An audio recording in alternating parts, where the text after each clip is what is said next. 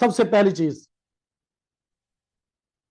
استقبال رمضان کا خوش دلی سے کیجئے.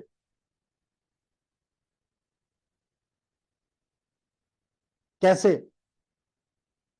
یہ اللہ رب العزت کا ہم مسلمانوں کے لیے نیکیوں کا موسم بہار مہمان بن کر آ رہا ہے،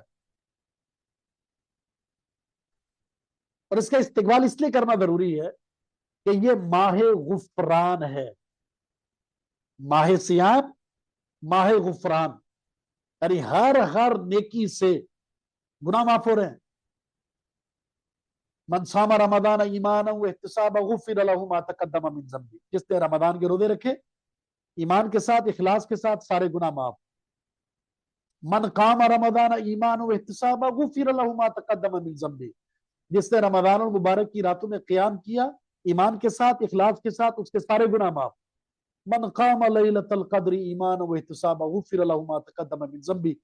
جس نے لیلۃ القدر کا قیام کیا ایمان اور احتساب کے ساتھ، اس کے سارے گناہ معاف ہو جائیں گے. تو یہ فضیلت کس چیز کی ہے؟ یہ تو 3 حدیثیں میں نے بیان کی اور سینکڑوں حدیثیں ہیں. سحری میں اللہ معاف کر رہا ہے، افطاری میں اللہ معاف کر رہا ہے، روزے کے دوران روزے دار کی دعا قبول ہو رہی ہے، مغفرت کا اعلان ہو رہا ہے. تو یہ مہینہ مغفرت کا مہینہ ہے. اور اس سے پہلے جو حدیث میں نے بیان کی، اس مہینے کو پا کر آپ کے درجات بہت بلند ہو جاتے ہیں.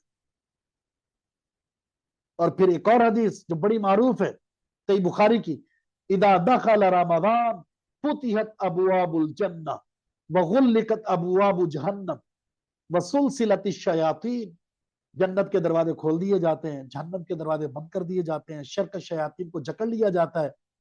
اس کے بعد بتائیے اس مہینے کی جس کی شان یہ ہے، اس مہینے میں دعا قبول ہوتی ہے، اس مہینے میں گناہ معاف ہوتے ہیں، اس مہینے میں جنت کے دروازے کھل گئے، اس مہینے میں جہنم کے دروازے بند ہو گئے، اس میں گناہ پر اکسانے والا شیطان جکڑ لیا گیا، اس مہینے میں قرآن اترا، قرآن اترنے کی وجہ سے مہینہ سارے مہینوں سے افضل بن گیا، رات ساری راتوں سے افضل بن گئی، عشرہ ساری عشروں سے افضل بن گیا، نبی افضل بن گئے، امت افضل بن گئی، اور جو اس قرآن سے جڑے گا وہ سب سے افضل بن جائے گا.